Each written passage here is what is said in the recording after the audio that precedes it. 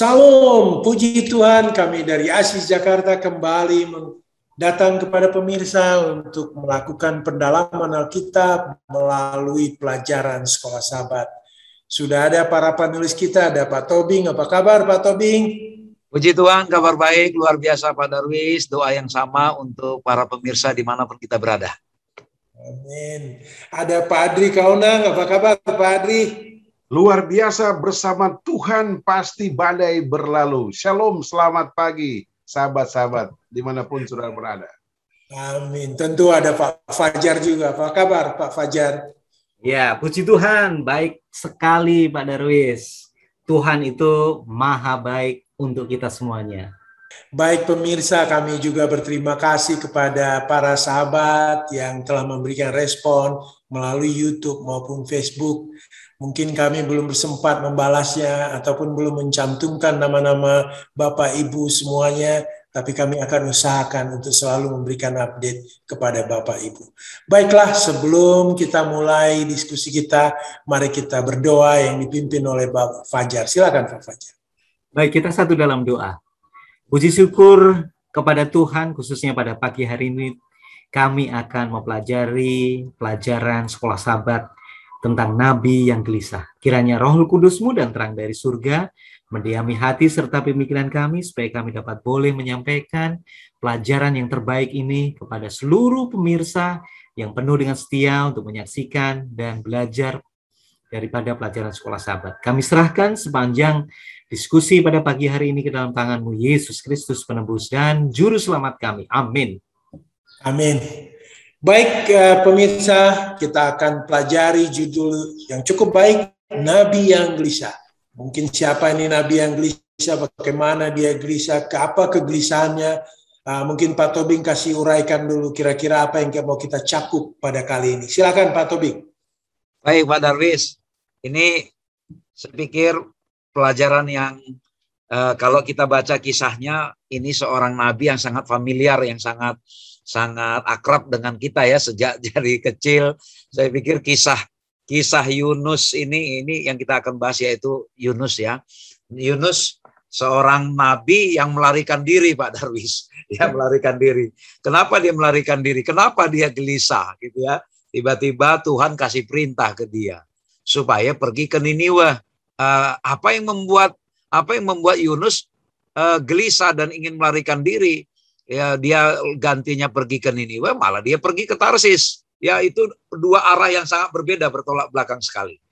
Kenapa? Karena Niniwe itu kan Pak Darwis, itu sebuah kota yang punya penduduk kira-kira 120.000 lebih lah. Ya, 120.000 lebih. Dan apa yang membuat dia ingin melarikan diri? Niniwe itu ada di Asyur. Ya, kita tahu dari negara-negara di Timur Tengah saat itu, kalau mendengar kata Asyur, siapapun bergetar Pak Darwis. Ya. Karena tentara Asyur itu dikenal tentara paling kejam. Ya, kalau dia menghabiskan atau mengalahkan satu bangsa, itu gila-gilaan Pak Darwis, dia menghancurkannya. Dia hancurkan semua.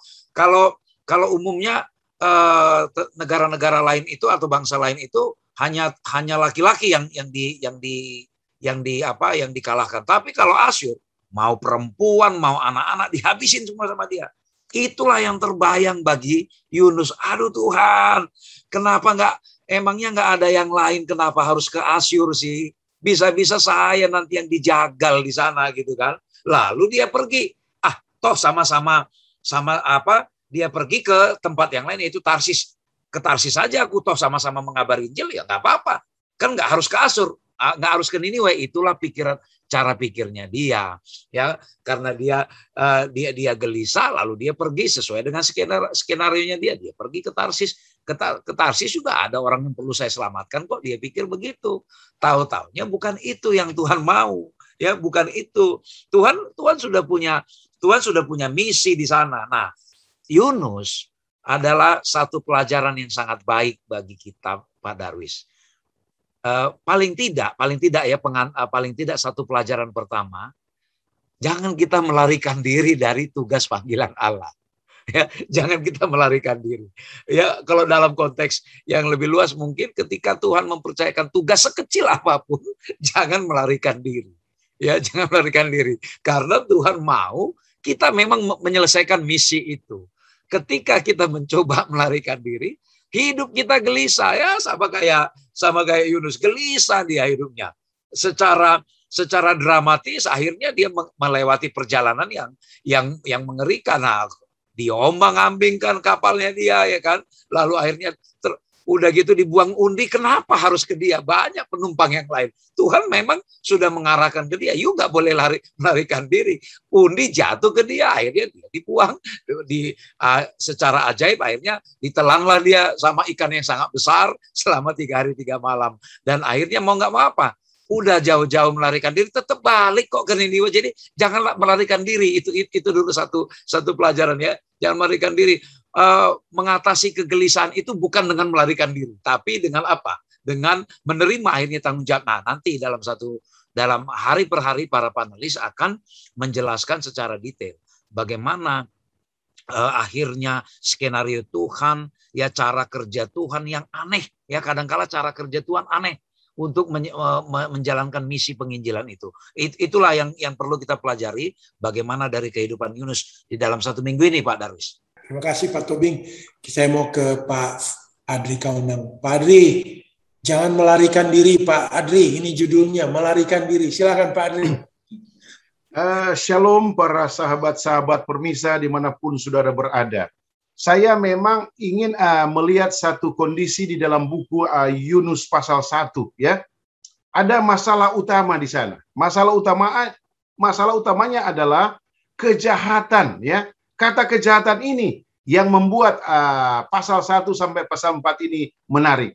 Sehingga Allah mengatakan kepada Yunus, bangun, pergi ke sana dan memberitahukan. Nah, ini adalah teaching atau spread gospel yang luar biasa, membagikan kabar baik. Mengapa timbul kata melarikan diri? Kalau kita buat 2 perbandingan antara advantages 1 dan 2, keuntungan 1 dan 2, maka memang kelihatan pelajaran ini sama dengan Elia. Walaupun mereka mau lari kemana, Allah sudah memberikan, mengetahui, dan mempersiapkan. Yang kita tahu, Yehova Jireh. Langkah-langkah mereka Allah sudah pantau. Dan memang tujuannya adalah mulia. Pertama yang kita bisa dapat di sini adalah dengan kata istirahat versi Yunus, maka ada 1, 2, atau bahkan banyak orang mengenal akan Allah. Tadi hamba Tuhan Pak Tobing sudah katakan, di atas kapal orang pun mengatakan Tuhan, gara-gara dia mengambil istirahatnya secara versi sendiri. Yang kedua, obat yang luar biasa dihubungkan dengan Matius 11 ayat 30, sebagai hamba-hamba Allah, utusan-utusan Allah, maka kita harus memang penuhi kehidupan kita dengan kuasa Allah, Roh Kudus, semangat, motivasi, dan saya percaya visi dan misi ini tentunya ada nilai tambahnya, added value. Artinya bahwa bila mana kita tidak mampu ikut saja kata Allah, mengikuti konsep Allah, model Allah, marilah kepadaku semua yang letih lesu dan beban berat. Saya percaya kalau Yunus tidak melihat kepada kata berbahayanya, menakutkan dari bangsa Asyur ini, dia melihat kepada Matius 11 ayat 30, saya yakin ada terobosan-terobosan lain yang Allah ingin percayakan kepada hamba Tuhan ini. Jadi coba kita bandingkan selalu apa yang diinginkan Allah dan apa yang diinginkan saudara dan saya. Apa yang tidak diinginkan Allah, apa yang diinginkan oleh saudara. Mari kita buat perbandingan sehingga banyak alternatif positif yang bisa kita ambil sesuai dengan firman Allah. Termasuk di dalam 2 Raja-Raja 14 ayat 25 dan juga Matius 11 ayat 30. Kiranya Allah akan memakai saudara dan saudari dan jangan keraskan hatimu. Ya, open saja, terbuka saja. Utuslah aku ya, banyak versi seperti kepada Yeremia dan Yesaya dan sebagainya. Karena tujuannya adalah sama seperti yang Yesus inginkan, proses penyelamatan. Bagaimana menyelamatkan orang-orang yang hilang. Bagaimana memberitahukan isi kabar baik dari firman Allah. Dan banyak motif-motif lainnya. Sehingga banyak orang akan dibawa ke surga. Itu sekilas dari kekuatan dan kelemahan Yunus. kesempatan dan ancaman kepada Yunus, tetapi saya yakin ya pelajaran 4 pasal ini Allah sutradaranya ya. Mau lari ke sana tetap Allah memberikan kesempatan. Mau lari ke sana tetap Allah punya planning atau rencana yang luar biasa. Allah tidak langsung cut dia, tetapi Allah punya kuasa, punya momentum, kesempatan kepada dia untuk supaya dirinya bertobat, yakin kepada Allah 100%, dan juga yakin bahwa Allah sanggup menyelamatkan banyak orang melalui pengalaman yang kita baca berulang-ulang di dalam pasal 1 sampai pasal yang keempat. Khususnya di dalam pasal 3, ketika Allah melihat perbuatan mereka itu, yakni bagaimana mereka berbalik dari tingkah laku yang jahat, maka menyesallah Allah karena malapetaka yang telah dirancangnya terhadap mereka, dan ia pun tidak jadi melakukannya. Saudara para pemirsa, pelajaran kunci yang kita dapat, Allah itu Maha Kasih. Allah bisa berbalik ya sekian ratus persen, bukan saja 360%. Tetapi Allah yang tidak bisa kita selami ini memiliki satu kondisional ya, emosional positif bagi saya dan saudara, supaya kita juga diselamatkan sama seperti kurang lebih 120 orang tadi yang hamba Tuhan Pak Tobing katakan. Kiranya kita harus wanti-wanti saat ini untuk mengatakan, Tuhan, saya siap.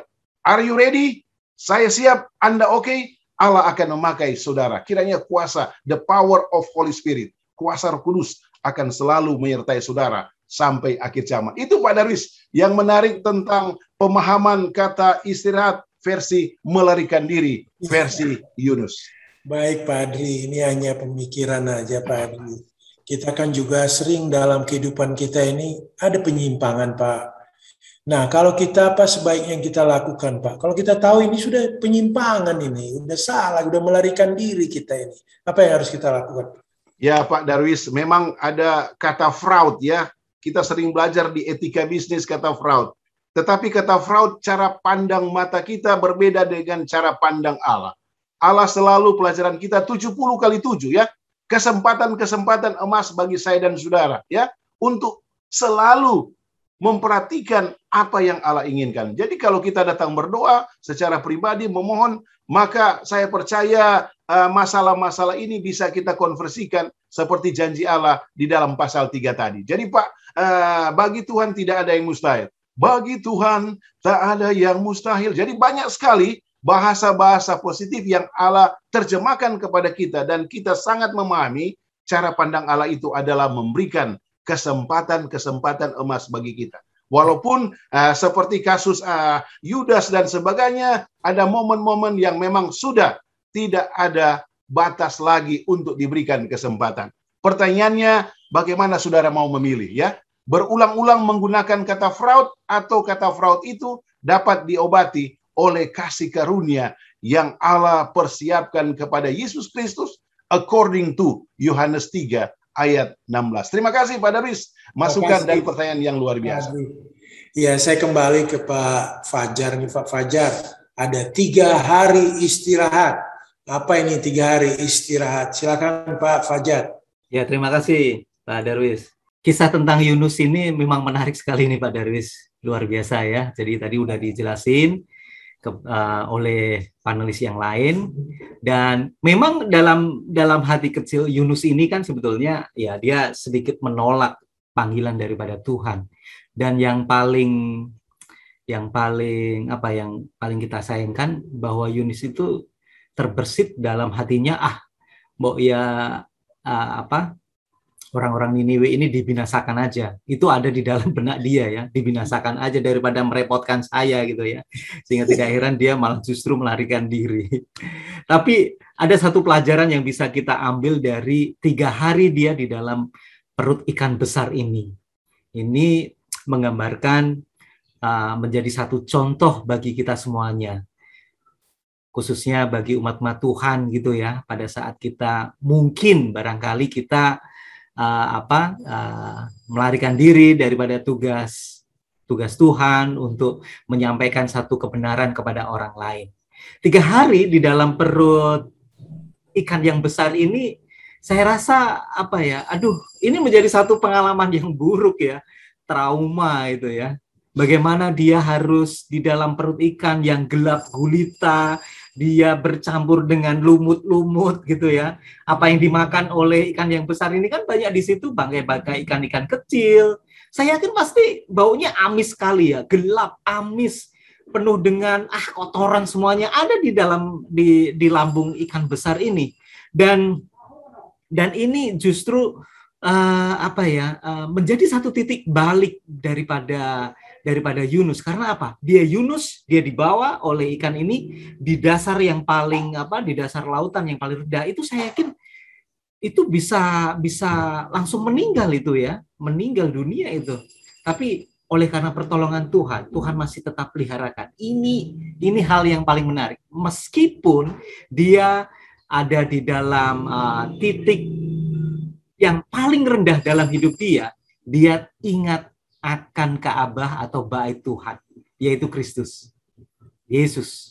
Dia ingat akan pertolongan Tuhan. Dan ini memang luar biasa sekali.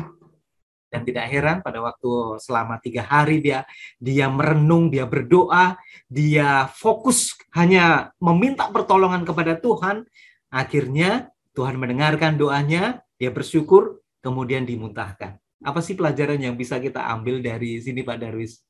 Kadang-kadang kita sebagai umat manusia itu jatuh di dalam pencobaan. Kita menolak ada satu tugas daripada Tuhan untuk menyampaikan kabar sukacita, kabar kasih karunia yang Tuhan tawarkan kepada orang lain. Kita lari akan tugas kita, kemudian kita jatuh di titik yang paling bawah. Pada waktu kita jatuh di titik yang paling bawah, kita merasa bersalah, lari dari tanggung jawab. Merasa bersalah, lari dari tanggung jawab. Kemudian pada waktu kita ada di bawah, kita akan lihat kepada Ka'bah. Apa sih yang ada di dalam Ka'bah ini?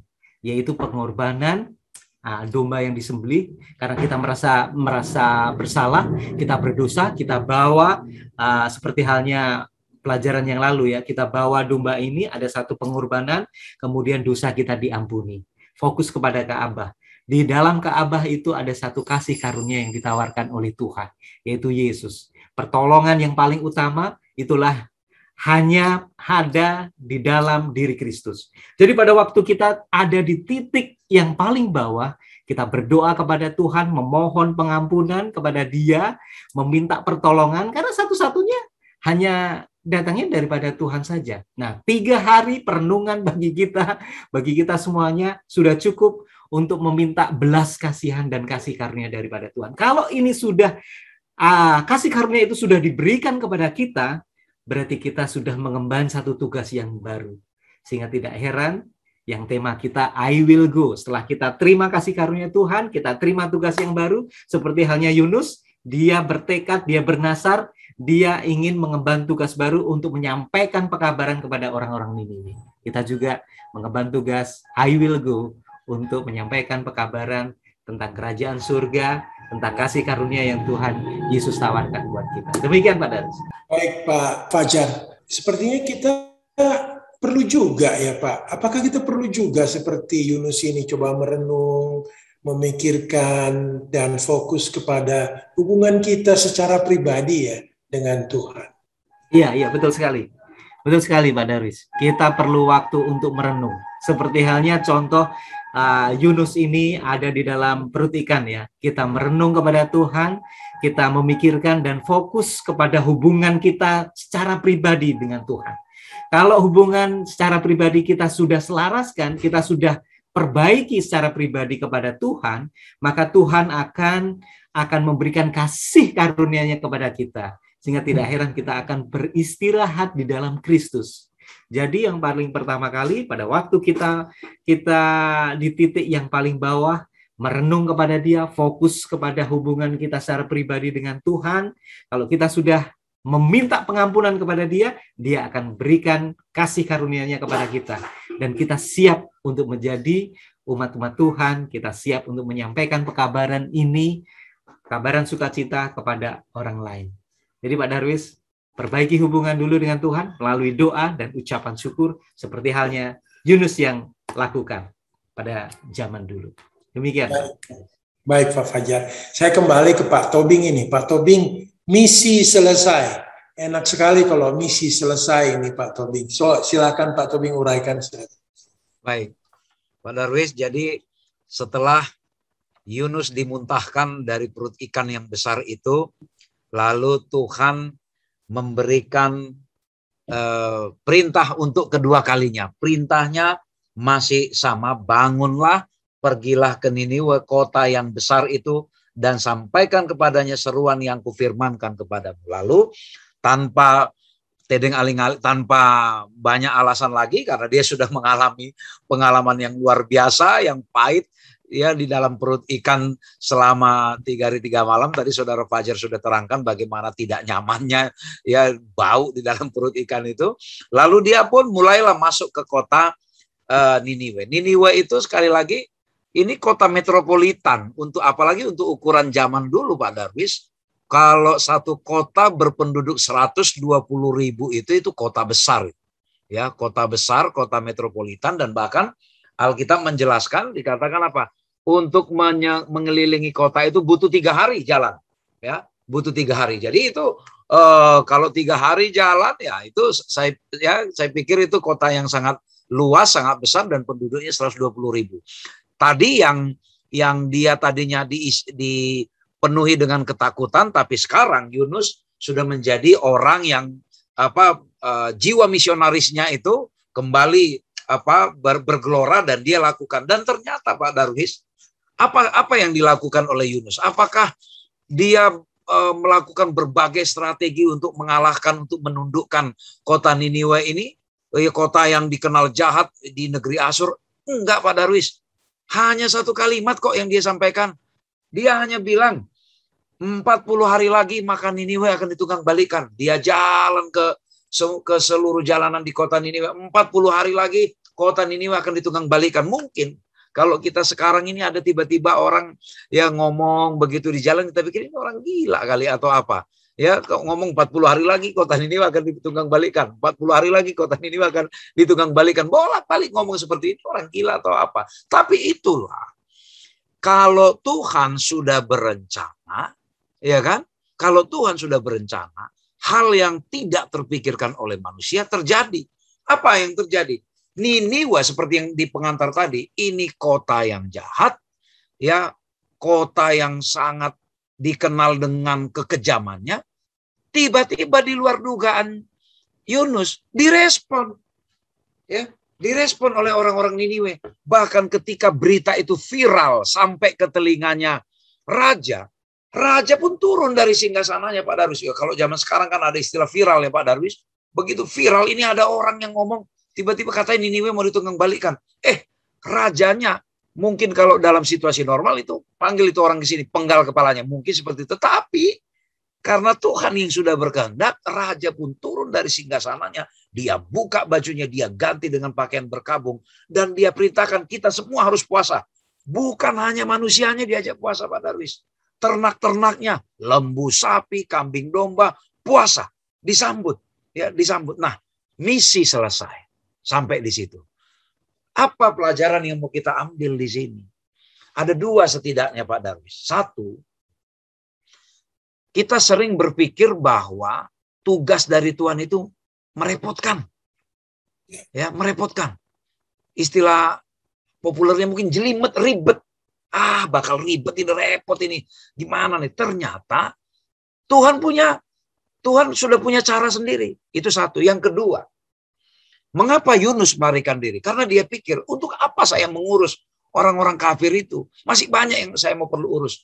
Pelajaran kedua, kita ditugaskan untuk menjangkau orang-orang yang selama ini belum terjangkau. Kabar baik itu bukan milik kita sendiri. Jangan merasa eksklusif. Tapi kabar baik itu harus dibawa ke semua orang. Jangan eksklusif. Semua butuh diselamatkan. Ya, walaupun menurut kita nggak mungkin lah orang ini diselamatkan, istilahnya mau 7 nabi pun mengkhotbahin mereka ini udah nggak mungkin lah. Tapi kalau Tuhan sudah berkehendak, ya, kalau Tuhan sudah berkehendak, yang dibutuhkan Tuhan dari kita cukup pergi saja kok, pergi, bukan kuasamu nanti, Tuhan yang nanti akan kendalikan. Itulah Pak Darwis pelajaran yang kita ambil dari pelajaran hari Selasa ini. Misi selesai, Ternyata nggak ribet seperti yang di dalam pikirannya Yunus. Ternyata dia nggak akan dijagal di situ, nggak akan dipotong di situ. Enggak, dia cukup hanya ngomong dalam 40 hari lagi kota Niniwe tunggang balikan, 40 hari lagi kota Niniwe akan ditunggang balikan. Saya pikir Pak Darwis, masing-masing kita sebenarnya kita sudah mendapat panggilan dari Tuhan untuk pergi ke satu tempat, untuk membawa kabar baik itu. Tuhan hanya butuh, kita hanya cukup pergi, nanti Tuhan yang akan mempertemukan kita dengan orang yang merindukan. Tapi sering kita berpikir, aduh saya nanti ngomong apa di situ, saya kan nggak menguasai. Nah, nanti kalau udah muncul pertanyaan lain-lain, saya nggak menguasai isi Alkitab ini. Ya udahlah, akhirnya pura-pura nggak tahu, melarikan dirilah kita dengan kesibukan kita, Pak Darwis. Kira-kira seperti itulah aplikasi-aplikasi dari pelajaran kita di hari Selasa ini, Pak Darwis. Ya, ini pemikiran aja Pak Tobing ya. Si Yunus hanya mengabarkan kata sederhana saja. Pekabaran sederhana apa yang boleh kita sampaikan kepada orang lain? Seperti yang disampaikan Yunus, Pak, sehingga sebuah kota metropolitan dapat bertobat. Apa ini yang boleh kita sampaikan? Silakan. Kalau saya pengalaman pribadi Pak Darwis, ketika berbincang dengan orang, misalnya apalagi katakanlah kalau bicara masalah kesulitan hidup, masalah keberhasilan, saya selalu punya pekabaran sederhana. Saya selalu bilang, semua itu hanya belas kasihan Tuhan. Saya selalu bilang, semua itu hanya belas kasihan Tuhan. Saya selalu punya satu kalimat itu, Pak Darwis. Saya pikir, setiap kita punya pengalaman rohani masing-masing. Dari pengalaman rohani itu, sebenarnya Tuhan sudah menitipkan ya kalimat-kalimat sederhana yang sebenarnya bisa kita sampaikan. Ya, kalau saya tadi, ya itulah pengalaman rohani saya. Saya selalu bilang itu semua karena belas kasihan Tuhan, bukan karena hebatnya kita. Itu selalu gitu ya, bukan karena hebatnya kita. Saya pikir Saudara Fajar, Bapak Adri Kaunang pasti punya pengalaman rohani masing-masing. Yang mungkin punya kalimat-kalimat kunci.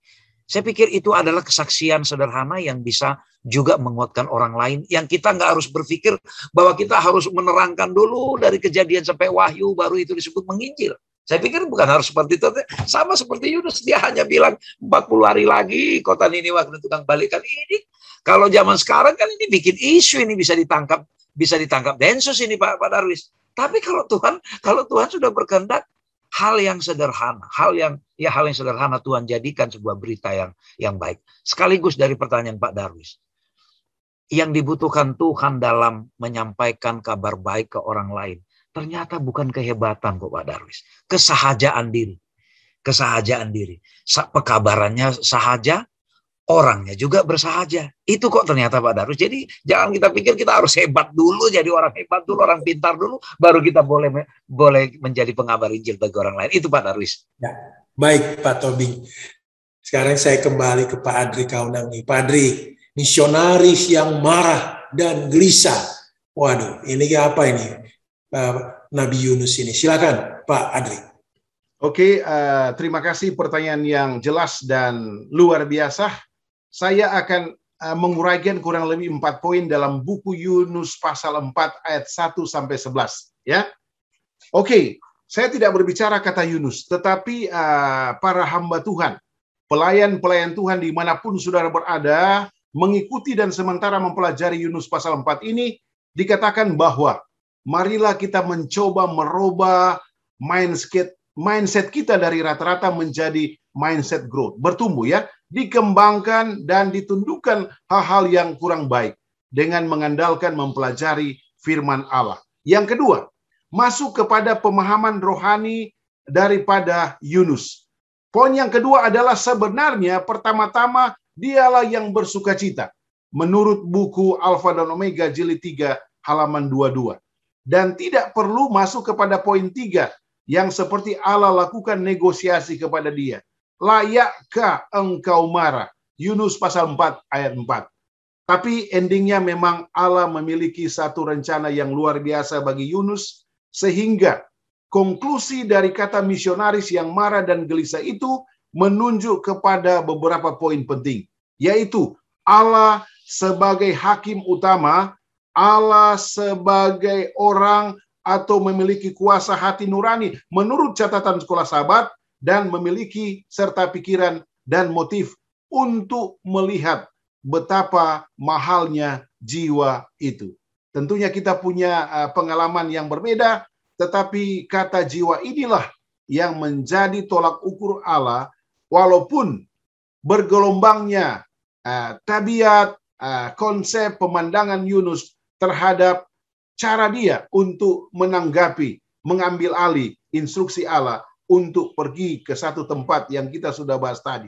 Dan itu biasa, variasi-variasi di dalam kehidupan kita sebagai pelayan Injil, dan endingnya Allah ingin memberikan kuasa Roh Kudus kepada kita untuk supaya merubah cara berpikir kita yang lama menjadi baru, dan tentunya ke depan lebih luar biasa ya, ladang-ladang yang besar, ladang-ladang yang luas, dan ada banyak Yunus-Yunus modern yang akan dipakai contohnya di dalam penginjilan ke kota-kota seperti yang katakan dalam beberapa buku dan kutipan-kutipan yang positif. Ini Pak Darwis yang menarik, saya tidak melihat kata marah dan gelisahnya karena memang ada obatnya. Allah selalu mendampingi dia ya. Hari ini sampai dalam buku Yunus pasal 4 pasalnya dan ayatnya yang terakhir. Itu saja Pak Darwis. Ya, kita lihat bagaimana besarnya kasih Allah ya kepada Yunus, kepada kota Niniwe. Nah, pertanyaannya apa sih yang kita bisa buat Pak supaya gambaran kasih Allah ini ada dalam hidup kita, bisa ekspresikan di dalam kehidupan kita. Silakan Pak Andri. Sangat sederhana Pak. Lakukan apa yang dikatakan oleh kata kerja dalam buku Matius pasal 28 ya. Go ya, tadi Pak sahabat kita Pak Pastor, I will go ya. Pergi saja, keluar dari zona nyaman ya. Environment kita di mana. Jadi kalau pada saat saya mengikuti jejak Mario Teguh atau Pak Tobing, saya selalu mengatakan bahwa berpikir positif mengarah kepada kehidupan yang kekal. Jadi saya pikir sudah menginjil itu kalau di profesi kita masing-masing. Tetapi di sini kan jelas Allah menyertai kita dengan catatan go, go, go dan sebagainya. Saya pikir ini bahasa-bahasa yang mudah dimengerti, dan pertanyaannya balik lagi pada Pak Darwis, maukah kita keluar dari zona nyaman kita? Ya, para pemirsa bisa melakukan feedback itu ya. Dan saya percaya kita semua saling mengangkat iman kita untuk supaya mempercepat pekerjaan Tuhan dimanapun kita berada. Shalom, puji Tuhan Pak Darwis, itu kelihatan yang menarik. Baik Pak Adri, saya kembali ke Pak Fajar ini. Pak Fajar, ada jalan dua arah ini. Waduh, ini membingungkan sampai dua arah. Silakan Pak. Iya, menarik ini Pak Darwis. Jalan dua arah ini seperti halnya pedang bermata dua ya. Ke kiri maupun ke kanan, ke atas maupun ke bawah kena semuanya. Jadi memang pelajaran ini sangat sangat membantu kita memahami bagaimana Tuhan itu melihat kebutuhan kita sebagai umat manusia, sebagai seorang misionaris, maupun kebutuhan umat-umat Tuhan yang memerlukan kasih karunia daripada Tuhan. Nah, kalau kita lihat bahwa seperti halnya Yunus ini malah memiliki satu problem karena nabi yang gelisah ini tuh malah lebih banyak lebih banyak memikirkan hal-hal yang sebetulnya tidak akan terjadi seperti itu ya. Dia malah justru bermasalah itu dalam arti gini, memang dia menginginkan udahlah, ngapain saya harus mengurusi orang-orang Niniwe ini, mereka kan ya seperti orang bangsa Israel ya, tegar tengkuk, mereka jahatnya seperti apa ya di mata Tuhan. Tapi dia nggak melihat daripada sisi Tuhan.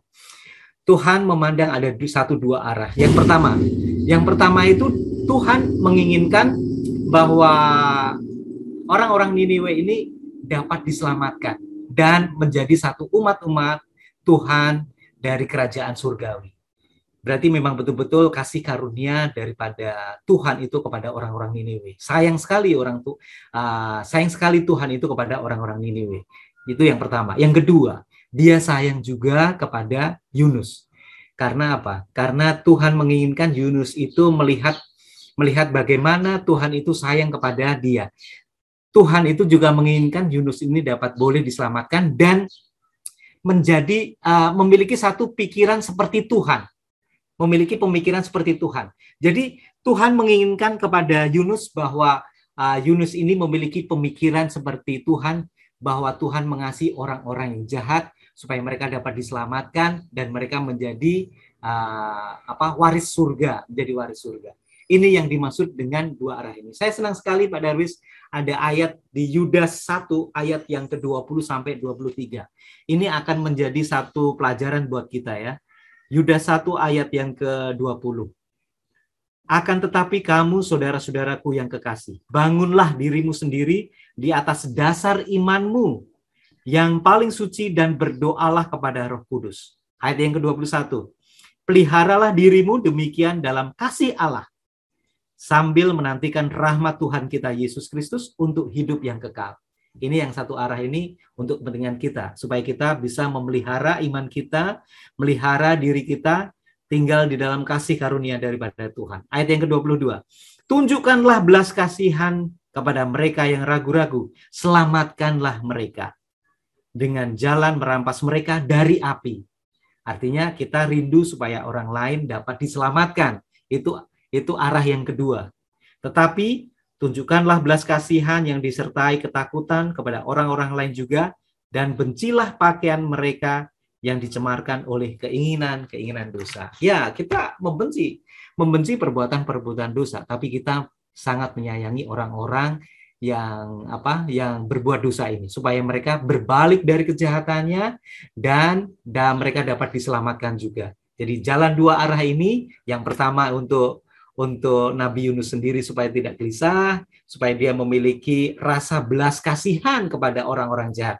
Yang kedua, orang jahat. Arah yang kedua itu adalah orang jahat yang bisa diselamatkan sehingga mereka berbalik dari kejahatannya. Demikian Pak Daris. Pak Fajar, ini hanya pemikiran aja.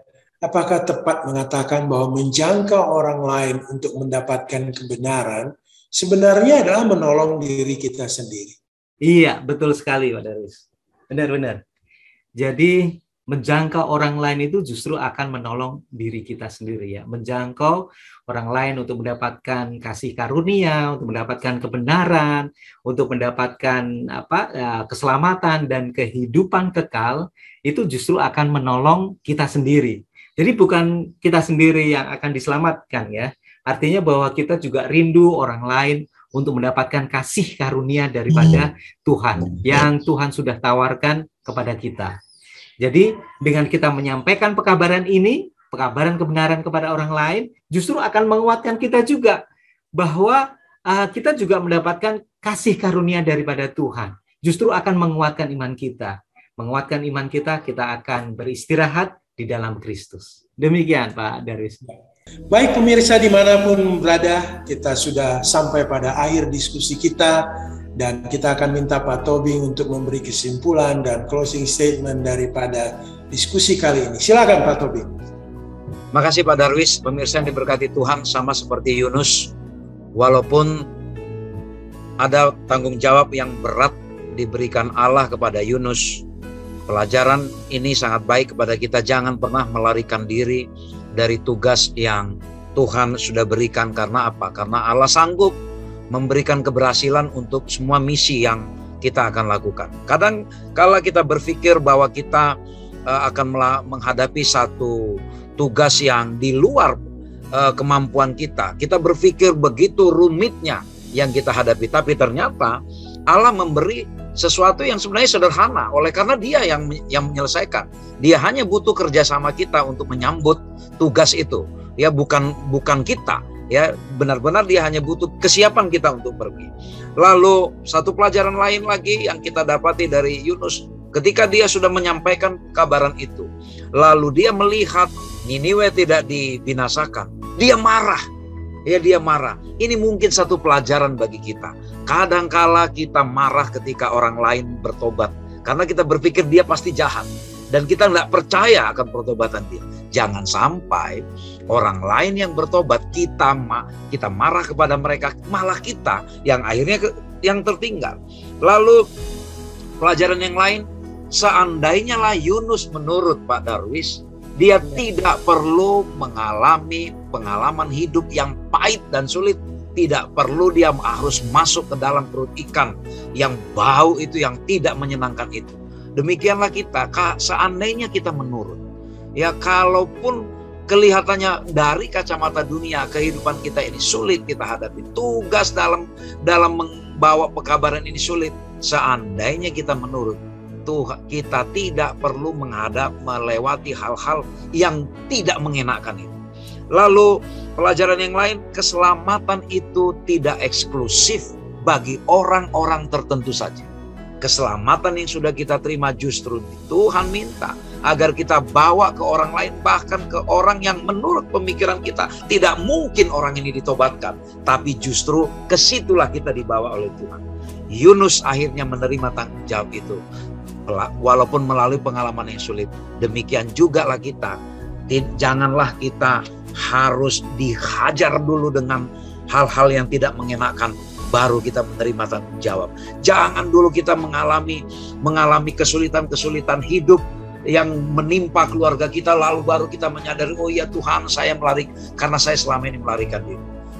Kapanpun kita mendengar suara Tuhan, jangan engkau keraskan hatimu dan jangan melarikan diri.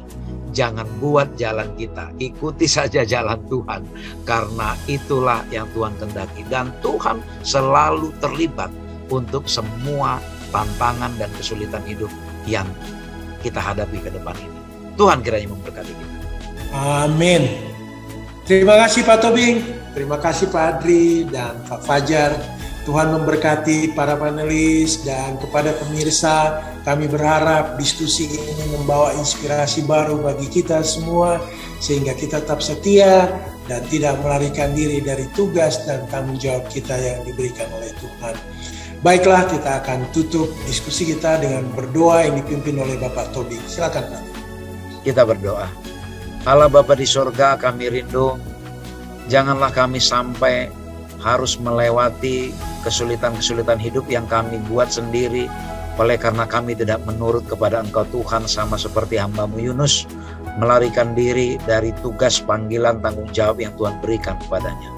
Biarlah kiranya kebenaran yang Tuhan sudah hisapkan kepada kami, Tuhan sudah ilhamkan kepada kami, tidak eksklusif hanya untuk kami saja, tapi kami bawa kepada orang lain agar lebih banyak lagi orang ditobatkan. Dan ketika orang lain bertobat menerima pekabaran-Mu Tuhan, biarlah kami turut bersuka cita, tidak marah, tidak kecewa oleh karena kejahatan orang lain tidak Engkau binasakan, sama seperti itu. Bapa di sorga, biarlah jiwa misionaris yang dimiliki oleh Yunus kami miliki juga saat ini Tuhan. Kemanapun kami pergi, kami tidak perlu mempertanyakan mengapa kami harus pergi ke situ Tuhan, tapi kami hanya perlu menurut, karena selanjutnya Engkaulah yang akan mengatur, Engkaulah yang akan mengendalikan seperti apa jalan cerita yang akan kami hadapi. Ya Bapa di sorga, biarlah kami kemanapun kami pergi, pemirsa dimanapun kami semua berada, ketika Engkau utus, ketika kami mendengarkan bisikan Tuhan untuk membawa pekabaran-pekabaran sederhana melalui pengalaman rohani kami masing-masing, biarlah kami saat itu juga pergi, jangan menunda dan bahkan jangan melarikan diri. Terima kasih Tuhan, dengan demikian kami berharap ribuan orang, jutaan orang, dan bahkan jauh lebih banyak lagi orang akan diselamatkan melalui pekabaran-pekabaran sederhana yang Tuhan titipkan bagi kami. Terpujilah nama-Mu Tuhan, kami berdoa di dalam nama Yesus yang telah menjadi penebus dan juru selamat bagi dosa-dosa kami Tuhan. Amin. Amin. Kepada pemirsa, ucapkan terima kasih atas perhatiannya. Kami berharap juga pemirsa boleh membagikan rekaman ini kepada siapa saja, sehingga pekabaran ini boleh sampai kemana-mana.